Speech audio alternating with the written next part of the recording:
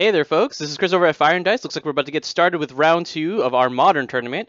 This is a Modern Pro Series event, which helps you qualify for our Invitational in December. So we actually got 29 players in attendance today, which is pretty good for a non-WPN weekend. Excuse me, non-WPN weekend event. So I believe both of our players are just about ready to get set up. So let's go ahead and switch over to them. Again, this is Chris over at Fire and Dice, and this is round two of our Modern event.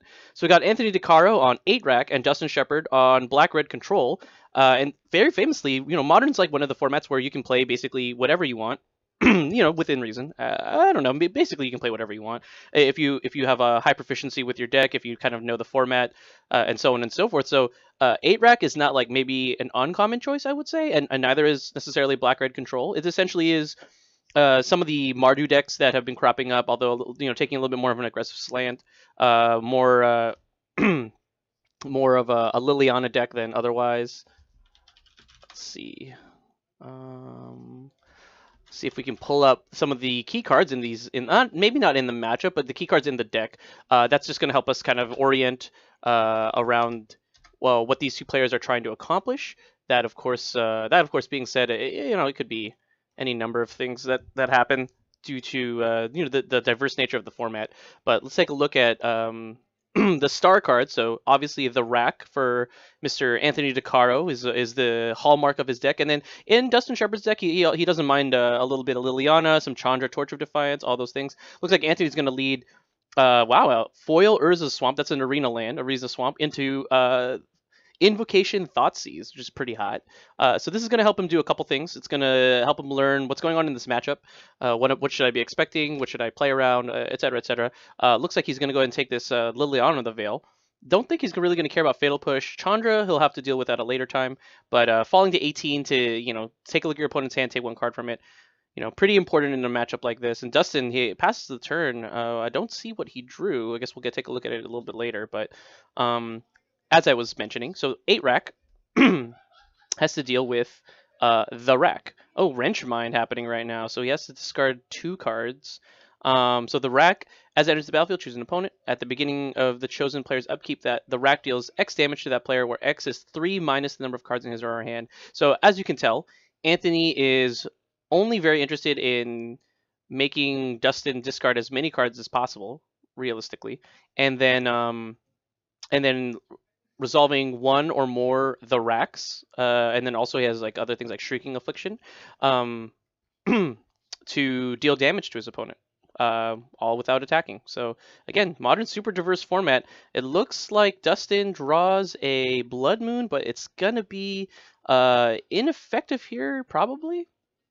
Considering Anthony's on mono black, I believe. Yep, 14 Swamp. He has 4 Mutavault, but not necessarily going to need around. He also has 1 Marsh Flats, very interestingly. Urborg down for Anthony at the moment. Let's see how he develops. I can't quite tell what's in his hand, though. Looks like a Collector Brutality, maybe? Maybe another Wrench Mind. Could be possible. Ooh, Smallpox instead. Alright, so both players are going to discard a card, lose 1 knife, and then in this case, they're not going to get to do it, but also sacrifice a creature. And then sacrifice a land. Smallpox, that's a big one. Let's see if we can get that on the screen. Make it a little bit more accessible to our viewers. There's Smallpox for you. And then, sorry. We'll bring back Smallpox in just a moment. So Chandra, Torch. All right, so let's go ahead and bring that back real quick. So there we go. Yes, Smallpox and Chandra, Torch of Defiance, which are kind of important ones. Ooh, the rack. So there's the rack. That is happening right now, and it looks to me like we're putting the screws on Dustin right now, which is ironically what the rack does. But Smallpox is the effect we just saw. Each player loses 1 life, discards a card, sacrifices a creature, then sacrifices a land. You have to do it in that order, and it is pretty brutal. It is not a fun one, I'll tell you that much right now. But it looks like Dustin is short 1 now from being able to cast Chandra, Torch of Defiance. I don't know if he had the second red anyway, but just the fact that he's off it at the moment is pretty unfortunate. He does pick up a Kolaghan's Command, so that's going to be able to take care of the rack. Kolaghan's Command, a very, very important card in this format still. Sort of still is, I guess. A big deal in more of a bigger deal in Legacy, but now we're seeing it A little bit less, I would say, in that format, but still kicking in modern. Very, very important. Looks like we're going to discard an ensnaring bridge. The rack goes to the bin, and Anthony now only has one card in hand. I mean, both players playing with very, very small hands, and I think as soon as Dustin hits another red source, that Chandra is going to do a ton of work. But knowing Anthony's deck, he probably has a way to interact with that. At the very least, he has a way to get that card out of Dustin's hand. Not this turn, apparently. Oh my gosh, that was an incredible top deck. So Dustin hits the red source on the first turn here. We're going to get a Chandra activation, and this one's probably just going to deal damage. Yep, deals damage. All right, so I think we've got a steady clock here. See how it develops. All right, there's another rack. Okay, so it's going to deal some damage to Dustin here. So on his upkeep, he's going to take 3. I believe that's how it works. 3 minus the number of cards in hand. Oh, he takes 4. He goes to 15. All right, here's Chandra. So pretty similar clocks. Dustin probably wants to get his hand size back up. Yeah, just decides not to take additional damage. Seems smart. He can always cast the cards if he wanted off of the top of with Liliana, right? So that is a possibility. What does Anthony have here?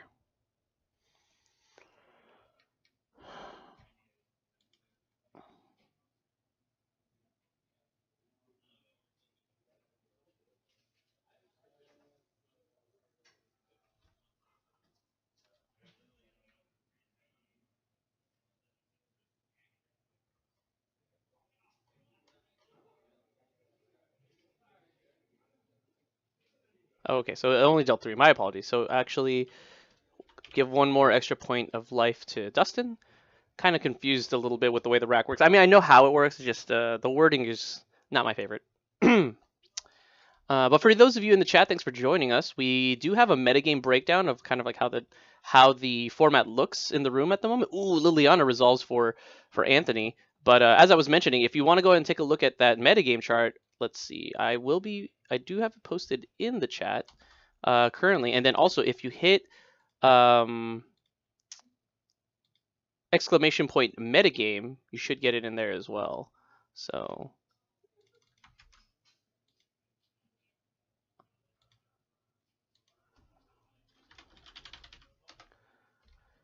all right, so now we have a Liliana on board, and it's going to tick up, I imagine, because then it's just going to deal.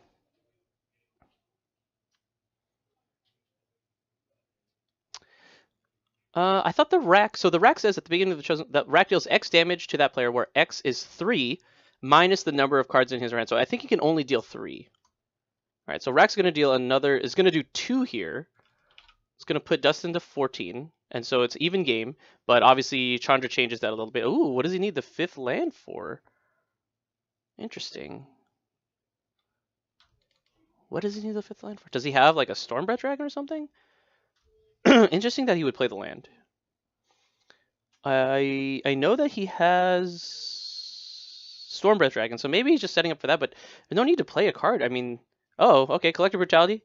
I think he's gonna just drain. Looks like it, yeah.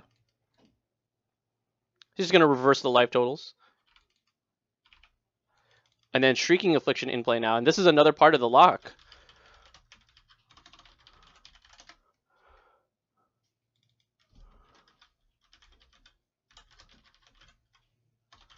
All right, deal another 3. And then also Shrieking Affliction. So 6 total. This is a 2-turn clock. Things not looking too good for Dustin here. Chandra ready to ultimate, but he's going to have to cast 2 spells on it. I don't think he's got it. If he keeps 1 card in hand... This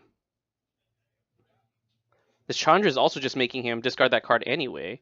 So let's take a look at the top. Yeah, I think this is a reasonable way to start. Stormbreath Dragon. All right, fair enough. Monstrous is not going to do a whole lot. And Dustin's like, yeah, that's not going to save me. I think he needed a Kolaghan's Command is what he needed there. Because then he could take care of the rack. Maybe deal a couple damage to that Liliana, I guess. Not a really whole lot he could do.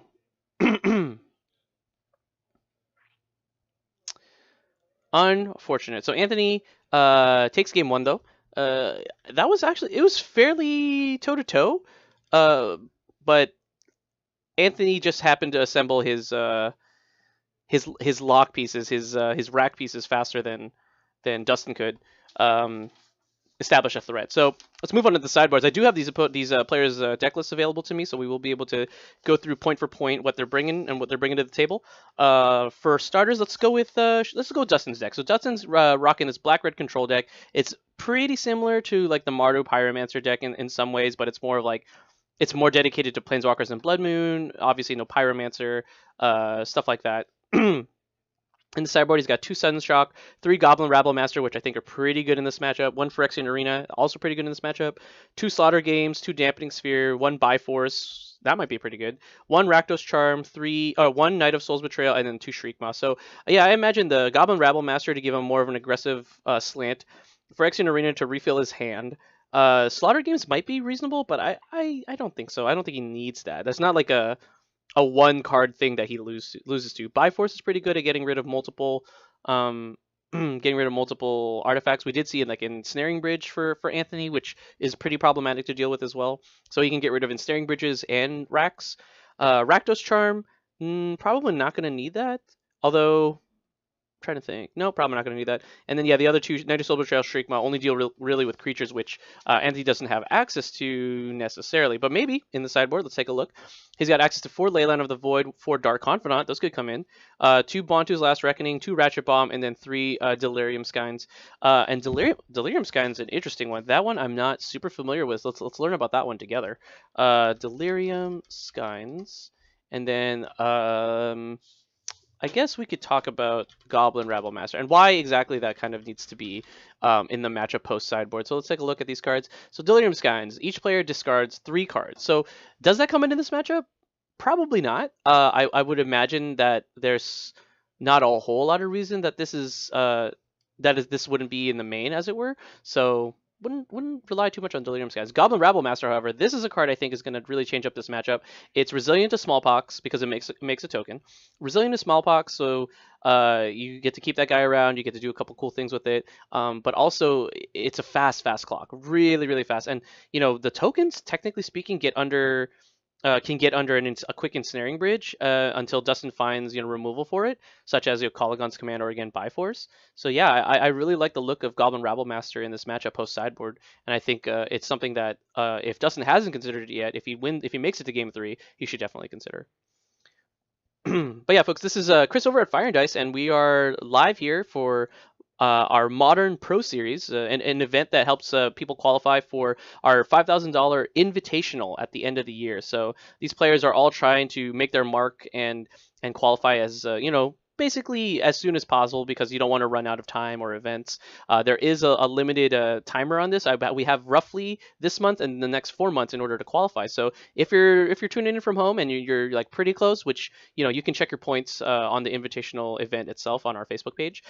If you're pretty close, you might want to take a look at our calendar, see what events you can make. We do have a PPTQ that we're also going to be hosting on the 28th. I'm not sure if we're streaming that quite yet. PPTQs tend to be very staff intensive, so we may not have we may not be available to do that. I want to. That's without a doubt, but there may not be that option. But it looks like our players are just about done here. Just double checking their sideboards, making sure everything is where it needs to be. It looks like Dustin did bring out the Goblin token, so I imagine that's what we're going to be seeing in just a moment. All right, Anthony, just about done there. So they're going to present each other's decks, cut them, etc., etc. And then we're going to get on to Game 2 over here. I just want to thank everyone again so much for joining us. It's always a pleasure commentating, always a pleasure kind of figuring things out. And it looks like, yeah, Justin, even if he draws a land here, he's going to send this one back. Unfortunate for Justin, he sees a lot of great cards, but that's what happens when you draw no land. It's all good cards. On the other side, Anthony probably also mulligans that. I didn't see a land in there, but the rack only costs 1, so you can kind of get away with it a little bit. But there are definitely six keepables here for Dustin if he gets a little lucky. Unfortunately, he may be pressed into having to keep a slower hand. I've certainly done that. One of my biggest sins as a Magic player is I don't mulligan enough. Reason being, I just hate shuffling. I just got to be honest with you guys. It's one of the worst. Oh no. So Dustin's on 5 there. Oh, that is a land at least. He could scry this. It's got a Goblin Rabble Master. I think this is high enough upside. It also, yeah, I think it has high enough upside. Unfortunately, he is gonna fetch. He's like, yeah, I'm gonna scry, but it doesn't matter. I'm gonna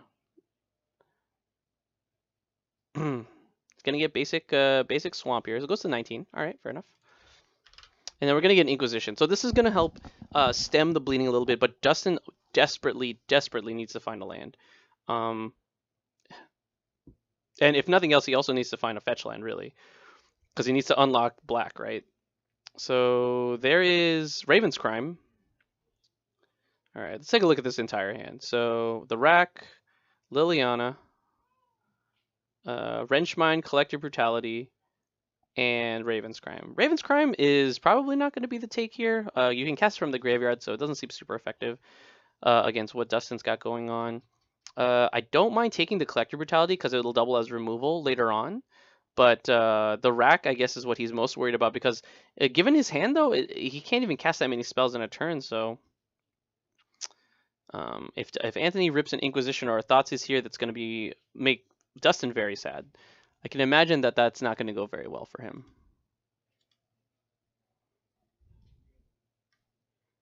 All right, so Raven's Crime, first lead. So Dustin has to discard a card. He's like, yeah, I'll just discard this Slaughter Games.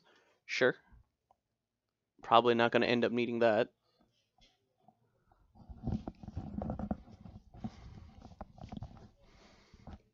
All right, and then Dustin untaps, casts a Nile Spellbomb, does not hit land. Really unfortunate. It does feel like Anthony's just gonna continue to hit his land drops. He has one already set up on the side of there. I think he had one more beyond that. It was an Urborg, I believe. Plays his Swamp and he's gonna Wrench Mind. So the window is closing very quickly for Dustin. He discards the Goblin Rabblemaster, which is really surprising to me. Finds a land. Okay, sure. I don't know what that card is in Dustin's hand. Oh, it's a Liliana, the Last Hope. Interesting. Okay. Perhaps a faster clock than Senior Rabblemaster here, but I don't think so. Ooh, I don't know if I love this end step or this upkeep bomb. Now Anthony, if he has Wrench Mine, he just gets both those cards. Oh, okay, but Dustin was prepared for a Liliana here, which I think I could see that if 100% he was just thinking about Sudden Shock. Interesting. All right, so if Dustin hits a land here, that's great. Land Liliana? Oh, wow. Hits a land. Perfect off the top. Also, is going to unlock his red. So if he chooses to get... I believe he has a mountain. No, he doesn't. Yeah, he does. If he gets a mountain, which he does, he gets one. He's going to go ahead and get to play his own Liliana. And then we'll have dueling Lilianas, folks. All right. So dueling Lilianas on the way. Not sure if we're going to be able to get that going faster than Anthony's going to be able to set up his game plan, but we'll try, right? All right, here's a Shrieking Affliction. All right, so the clock is set. We're going to discard some cards. Anthony has... Wow, Anthony didn't want to play... Oh, I guess he can't really play it in front of a Liliana here, which is, unfortunate. All right. Ooh, is that a Karn? What creature could he pop? Oh my gosh, that's so good. Oh, Liliana doing double duty right now. What a boss. I was like, what creature is in the graveyard? And I was talking about it the whole time. Yeah, Liliana is 1 damage to Anthony here. Okay, sure. So Anthony goes to 19. And then even if that Liliana ticks down, we just get to sacrifice a Goblin token. There is a Collector Brutality, however, in Anthony's hand, so gonna be pretty tough here. That's why I wondered with Dustin's take on the Inquisition there, I might have just taken the instead of the Rack, I would have definitely thought about taking the Collector Brutality instead. If your plan is to have this Goblin Rabblemaster do some work, but I can't tell if he's discarded it yet. I don't think he has. Yeah, it looks like we have... Okay, so we have a Collector Brutality. Discarding Collector Brutality. Okay, so I'm going to -2 this, and then I'm going to drain. All right, sure. 17 to 17. All right, and then we're going to Oh man, and if we tick up with Liliana, oh, the Karn goes bye-bye. Here comes Shrieking Affliction again. Dustin goes to 14. Like I said, the clock is imminent at this point, and this Liliana is ticking up. Ooh. That's what. So Dustin is very aggressive on this Goblin Rabblemaster, and I think now that now the coast is like moderately clear. So I think these are both just gonna hit Liliana. Probably at least one of them has to hit Liliana. I feel. Maybe. So one at Liliana, one at Anthony. Yeah, okay, that makes a lot of sense. So Anthony's gonna go to 16. Liliana goes down to 5 loyalty, and yeah, Dustin plays a land. You know, he's actually really back in this game. That Liliana, the last hope was super clutch, very good. Oh, 2 Shrieking Afflictions. The clock is this is getting pretty desperate for Dustin. Actually, this is not looking good at all. Dustin could minus here, but or I'm sorry, Anthony could minus here, but Dustin has 3 turns on the Shrieking Affliction, but I don't know if Anthony has that much time.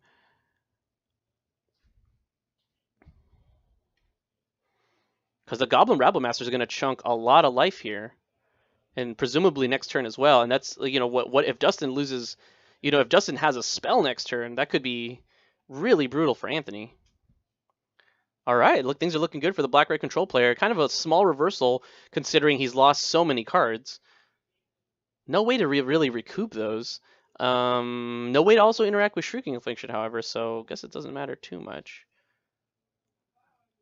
All right, so Dustin loses a Goblin there, but not going to matter too much.